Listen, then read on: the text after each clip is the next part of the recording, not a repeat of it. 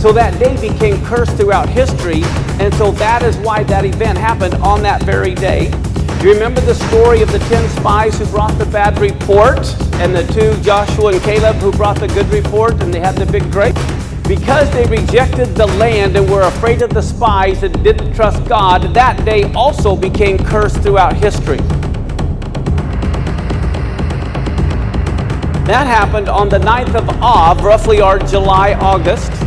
The temple was destroyed by Nebuchadnezzar on that very day in 586 BC, and then 600 years later, Rome destroyed it in 70 AD on the very same day again. In the year 1290, all the Jews were kicked out of England on the 9th of Av. 1492, all the Jews were kicked out of Spain on the 9th of Av. World War I started on the 9th of Av. War of dramatic gains and losses. Hitler's proclamation to kill the Jews was on the 9th of Av. Der 6. Parteitag der Bewegung. In 2005, again the Jews rejected the land, evacuating the Gaza Strip on the 9th of Av.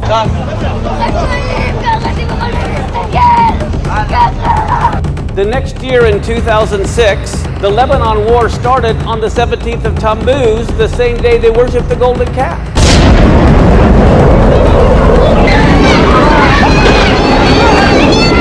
So what is so amazing is when you can take your newspaper and have a biblical calendar and look at the events and when they're happening on the biblical calendar. So I want to encourage those of you who are interested in prophecy to get on God's calendar so you'll know when these prophecies are fulfilled.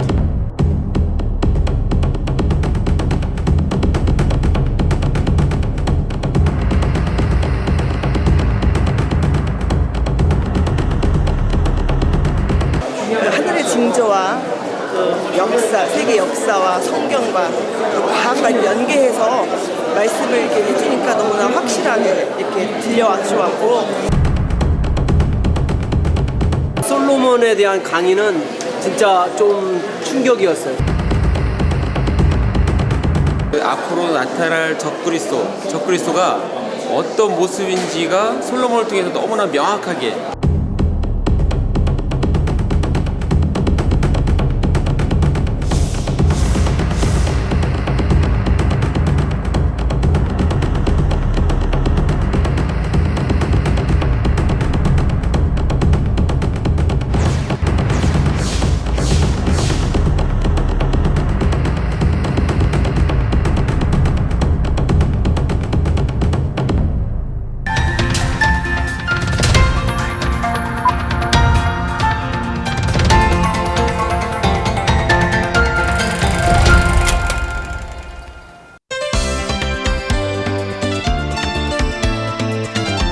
복음은 예루살렘에서 시작되어서 전 세계 열방으로 흩어졌습니다. 우리나라에도 역시 유대 땅에서 시작된 복음이 우리에게 복음이 전달되었죠. 그런데 이제는 거꾸로 우리에게 전달된 그 복음을 이스라엘 땅으로 전하기 위해서 동진이 아니라 서진해 나가는 그런 단체가 있습니다. 서진 세계 선교회 대표이신 우리 이윤삼 목사님을 모시고 어떻게 이스라엘을 향해서 서진해 나가고 있는지 그 이야기를 들어보도록 하겠습니다. 목사님께 나와주셔서 고맙습니다. 감사합니다. 예, 네. 목사님, 제가 그 조금 전에 오프닝 멘트로 복음이 서에서 동쪽으로 전해졌는데 이제 거꾸로 그 복음을 가지고 한국에서 이스라엘로 가는 그런 의미의 서진. 그렇죠. 최종 목표는 예루살렘에 주님의 십자가를 꽂는다, 그런 의미에서 서진 선교회로 조직하고 제가 개척을 시작하면서 교회도 서진 교회로. 교회 이름까지도 서진 교회죠. 자, 그러면 서진 세계 선교회 어떤 식으로 한국 땅에서 이스라엘까지 거꾸로 복음을 전해 나가는지 그 이야기를 해주세요. 우선 제가 알기로는 계속 그 한국에서부터 이스라엘까지 그 루트를 따라서 교회를 세우고 계신다는 이야기를 들었습니다. 처음에 목표를 세울 때는 사도행전 1장 8절 말씀 땅끝이 결국은 이스라엘에서 해가지고 이스라엘로 가야 되는데 2008년 8월 11일 날 서진 선교를 조직할 때는 이스라엘에 어떻게 선교를 해야 되는지 구체적인 방안이 떠오르지 않았습니다. 그래서 언젠가는 하나님이 기회를 주실 줄 알고 그러면 그 어간에 우리가 뭘 해야 되느냐. 그 가기 위해서는 우리가 중간에 선교를 해야 되겠는데 그냥 놀고 있을 수는 없으니까 워밍업을 하는 단계에서 그러면은 남들이 하지 않는 선교를 하면서 서진을 하자. 그러면서 미전도 종족, 소수민족, 심지어는 선교사들이 한 번도 접촉하지 못한 미접촉 종족을 찾아가지고 지역마다 아프리카, 남미라든지 피지라든지 그 지역 상황에 따라서 필요한 곳을 어떤 곳에는 학교를 지어주고 어떤 곳에는 예배당을 지어주고 주로 어떤 곳에다가 이렇게 짓게 되는 겁니까? 물론 교회가 없는 곳에 교회가 없는 곳이고 최근 같은 경우에는 선교사가 한 번도 가보지 못한 곳. 심지어 제가 갔을 때에 이분들이 환영을 하면서 이제 통역을 3단계를 거쳐야 되니까 막 왜 우냐 그러니까 자기들이 태어나서 외국인이 처음 왔다는 거예요. 그런데 목사들이 한 20명 올라가니까 너무너무 놀래가지고 왜? 자기 평생에 한번 볼까 말까 하는 목사들이 한꺼번에 올라갔으니까 예배를 하루 종일 들어야 돼. 하루 종일. 그분들은 그럼 기본적으로 기독교 신앙을 갖고 있는 분들이었습니다. 그렇죠. 영국 선교사를 통해서 그게 그러니까 찬송가도 옛날 찬송가. 그러니까 첫 선교사들이 참 신앙의 복음을 바로 심었어요. 그럼 주로 나이가 많으신 분들이겠네요. 그런데 자녀들도 예수를 믿죠. 전도를 해가지고 애들도 많습니다. 그러니까 11조, 주일 성수, 성경대로 주일은 일 안 합니다. 아니, 그러니까 그분들은 그동안 예전에 영국 선교사가 복음을 전해주긴 했지만 그 이후로 외국인 선교사도 안 들어가고 안 들어갔죠. 그 뒤에 다른 어떤 신앙 교육을 받은 것도 아닌데 예. 그냥 성경 그런데도 알고 그렇게 주일날 일을 안 하고 몇 시간씩 예배를 드릴 정도로 선교사가 그렇게 가르친 거예요. 처음에. 처음에. 그 선교사들이 목숨을 걸고 바로 가르친 거예요. 지금 그 지역과 국가를 구체적으로 얘기할 수 없는 이유는 이제 보안상 첫째 저 부안이고 둘째 선교사 부안이고 그쪽에 지도자들 부안입니다. 그런데 그분들은 그렇게 거기서 예배드리고 그렇게 해도 정부가 인정한 교회니까. 인정한 곳이. 정부가 인정한. 그런데 지하교회도 있습니다. 지하교회도 우리가 몇 개를 세웁니다. 그 지역마다 이 정부 관료들이 좀 특색이 있어요. 어떤 곳에는 예배당을 크게 지었다고 부숴버리기도 하고. 이번에 가보니까 국경성 지역에 십자가가 큰데 정부 관료가 하도 말을 해가 십자가를 줄였어요. 나무에 가리지 않는 거예요. 근데 그 정부 관료가 곧 바뀌면 십자가를 다시 세운대요. 그런 지역을 어떻게 알고 이렇게 찾아가시는 겁니까? 저는 이게 좀 오지를 탐험하는 걸 좋아합니다. 탐험하는 걸. 필리핀 그 지진 났을 때 해일 가보고 싶었어요. 도대체 뭔가. 직원들 다 데리고 가보니까 쓰나미가 싹 썰어버리더라고. 해일나면 이렇게 되는 거구나. 그때는 지진지대를 구경하러 왔는데 하나님께서 이 연약한 자들 보니까 이 사람들은 소수민족이에요. 말도 다르고 옷도 다르고 얼굴도 다르고 내가 어디서 왔는지 한국을 몰라요. 이 사람들에게 복음을 전할 수 있는 방법이 없을까 찾다가 어느 날 선교사 무덤을 발견했습니다. 제가 하필 그 무덤 앞에 섰을 때 제가 52살이었습니다. 그때 5 목사가 전부 52살. 민정을 보니까 전부 52살이야. 그래서 이거는 하나님이 계시다. 어떻게 이럴 수가 있느냐.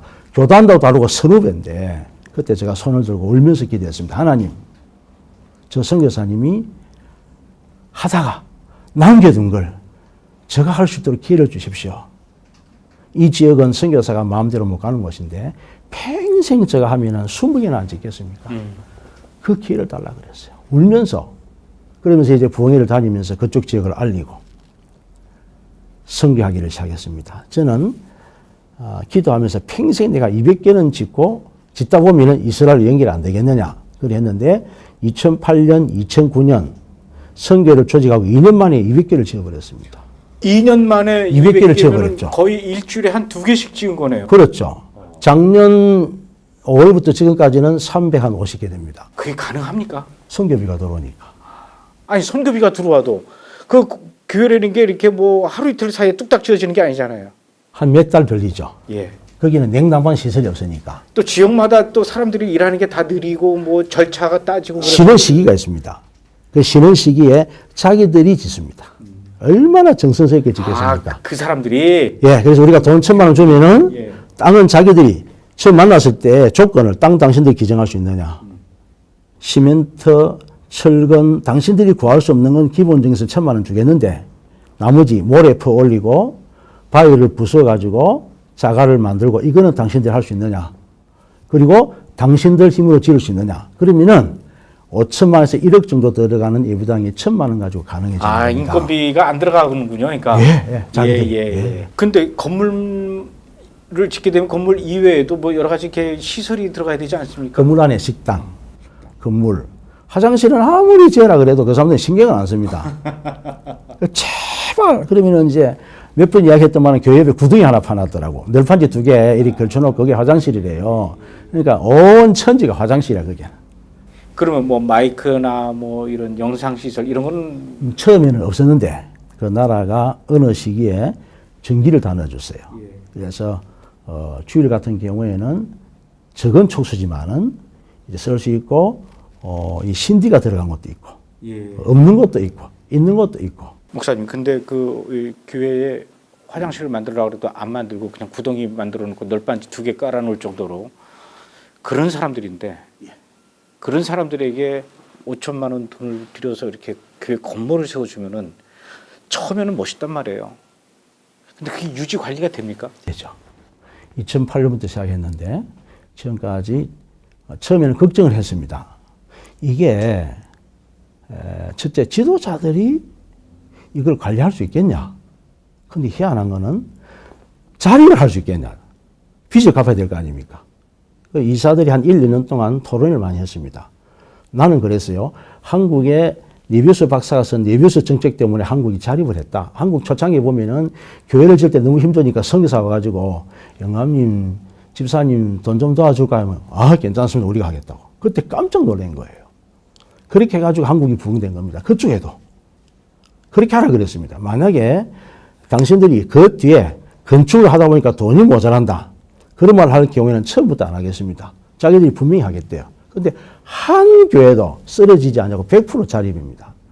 성경학교 지금 7개 다 자립입니다. 왜? 교회가 부흥이 되어버리니까. 헌금을 하니까. 빚 갚아가고. 정말 희한하죠. 이건 하나님의 특별한 은혜입니다. 특별한 축복이에요. 돈으로 한 7천만 원. 7, 8천만 원. 빚은 다 갚았어요? 빚은 지금 없고. 참 놀라운 일이다. 이자를 한개 하나 쓰고 민치를 좀 지금 한 몇 명 모이는 거? 천정한 사람은 이제 병이 있습니다. 예. 그리고 아이들과 200명. 그리고 교회에 있는 소속된 사람. 280만 한 명. 한 300명 된다. 길 난 지가 2년 됐답니다. 2년. 우리 지역에 여 밑에 신청한 지 2년 됐는데 아직 우리가 못 지어줬습니다.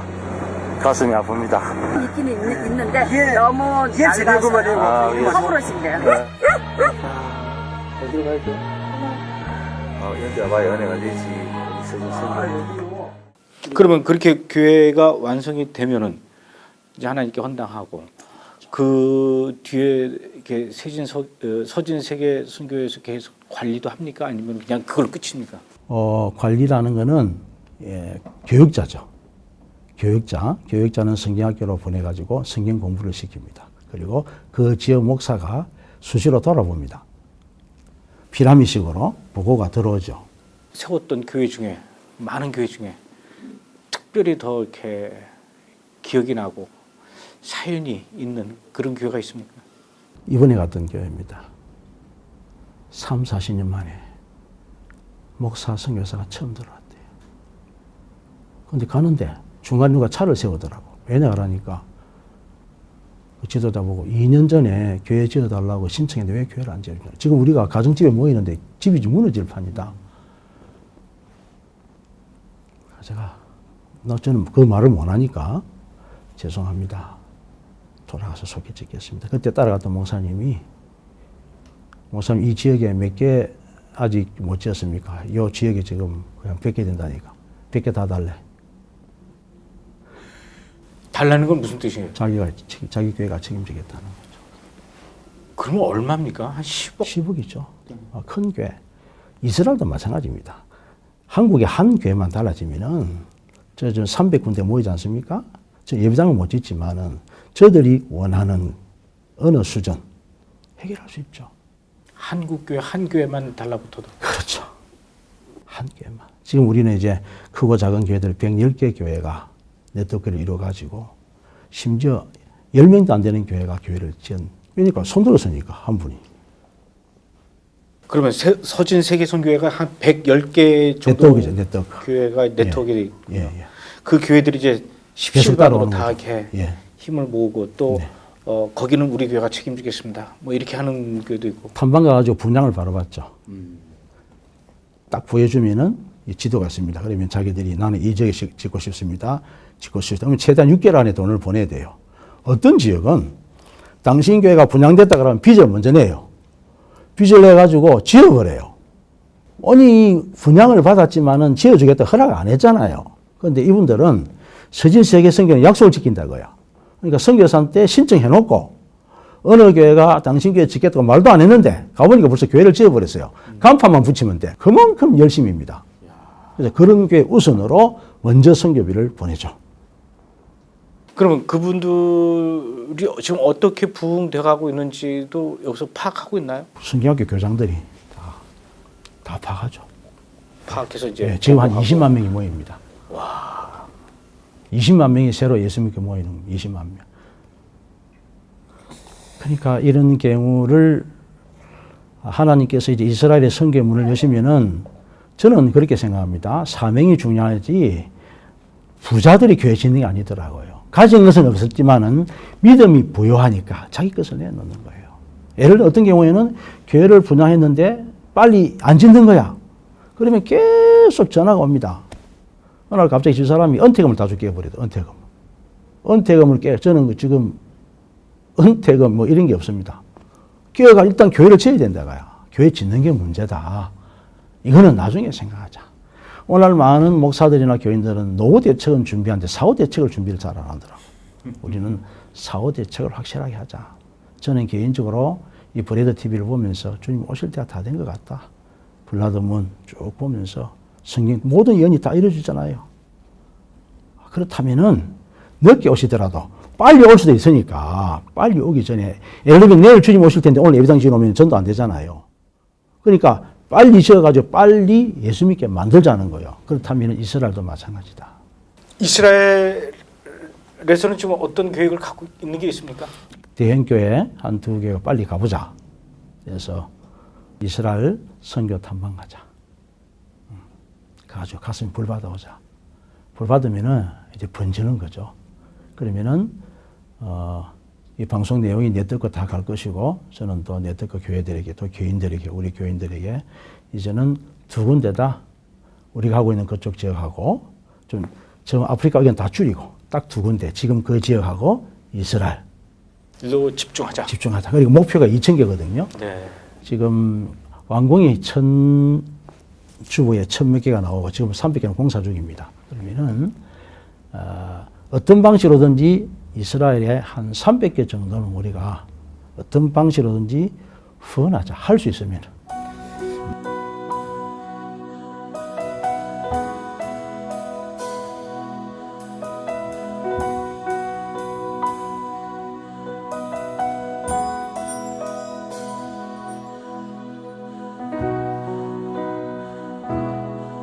이스라엘에서 예수를 믿는 메시아닉주들이 예배를 드리고 싶어도 일단 그 지역의 건물주들이 임대를 안 놓고 그렇죠. 예배 드린다니까. 또 예배 드리다가 쫓겨나기도 하고 그래서 결국은 지난번에 제가 4월달에 가서 보니까 들판에 앉아서 예배를 드리는 그런 교회가 또 천막에서 예배 드리는 교회가 있더라고요. 그래서 저하고 같이 이스라엘 성지순례 갔던 분들이 그 장면을 보고 충격을 받았어요. 야, 우리는 몇백억짜리 교회 건물에서 예배를 드리는데 이스라엘의 이 예수 믿는 사람들은 들판에 앉아서 이렇게 예배를 드리고 있는데 충격을 받았어요. 그래서 그분들이 이렇게 월세로 예배를 드리지 않고 남의 건물에서 본인 건물에서 예배를 드린다면 그렇게 쫓겨날 일도 없고 그 뜨거운 떼약볕에서 이렇게 광야에서 자갈밭에 예배를 드리는 일도 없을 거고 그런 거에 대해서 굉장히 좀 안타까워했는데 이제는 뭐 제가 서진세계 선교회 우리 목사님을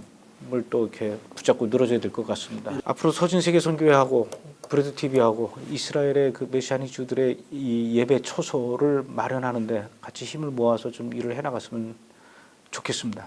네, 그렇게 하겠습니다. 기도하겠습니다. 목사님, 만약에 오늘 방송을 보시고 나도 저 서진세계 선교회가 하는 것처럼 이스라엘의 메시아닉 주들을 위한 교회를 짓는데 또는 그들의 예배 초소를 마련하는데 보탬이 되고 싶다.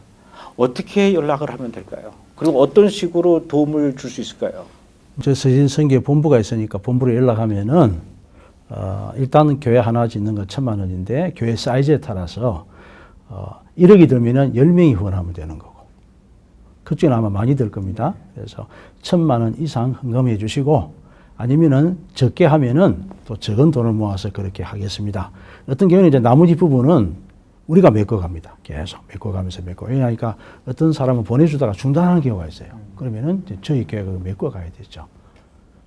그러니까 희생이 아니고 당연히 그렇게 해야 되죠. 방금 말씀드렸던 것처럼 이스라엘에서는 예수를 믿는 메시아닉 주들이 예배를 드릴 처소를 구하지 못하고 들판에서 골목길에서 또는 길거리에서 그렇게 앉아서 서서 예배드리는 그런 곳이 많이 있습니다. 저는 그들을 볼 때마다 아주 많이 안타까웠는데 이제는 서진세계 선교회가 우리가 그들에게 복음을 전해받은 복음의 빚진 자들로서 이제 그들에게 뭔가 사랑의 그리고 복음의 빛을 갚는 차원에서 그들의 예배 초소를 마련해주는 그런 일들을 같이 해나갈 것을 조심스럽게 소망해 보면서 또 이렇게 이야기가 나오면은 말로만 끝나는 것이 아니라 언젠가 이런 일들이 하나씩 진행될 것이라 믿습니다. 그런 면에서 서진세계 선교회 앞으로 계속해서 이 일들이 중단되지 않고 진행될 수 있도록 여러분께 함께 기도해 주셨으면 좋겠습니다. 목사님 오늘 이렇게 귀한 얘기해 주셨으면 감사합니다. 감사합니다. 예를 주셔서 고맙습니다.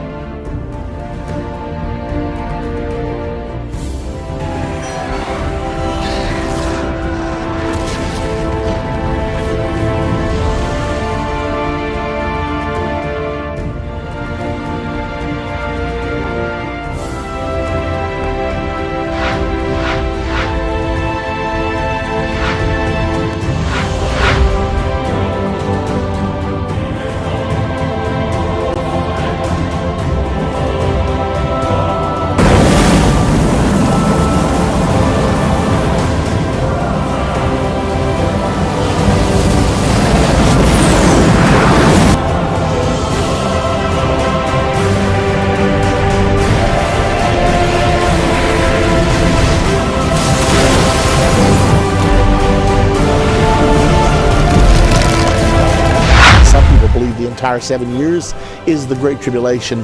Others say no, the Great Tribulation is the last half, 3.5 years. Regardless, it looks like we're real close to the beginning of that time. So let's look at what the Bible actually says about when the rapture will take place. Let's set aside preconceived ideas. It doesn't matter what the commentaries say or anyone says. It matters what the Bible says. And the Bible's real clear on this point. So that's what we're going to do today. We're going to take a look at it. There's great pressure on Israel, the Palestinians.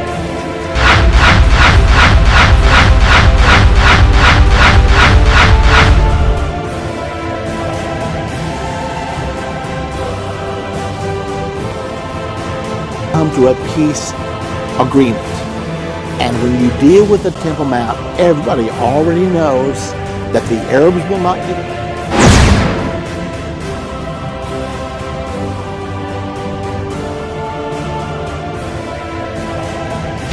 First of all, believing in a pre-tribulation rapture or a post-tribulation rapture is not a salvation issue. It's critical that all of us stay ready for eternity at all times, because any of us could be caught out into eternity today. So that's the one thing we definitely want you to remember. Whatever you believe, pre-trib, post-trib, the most important thing is make sure that you stay ready.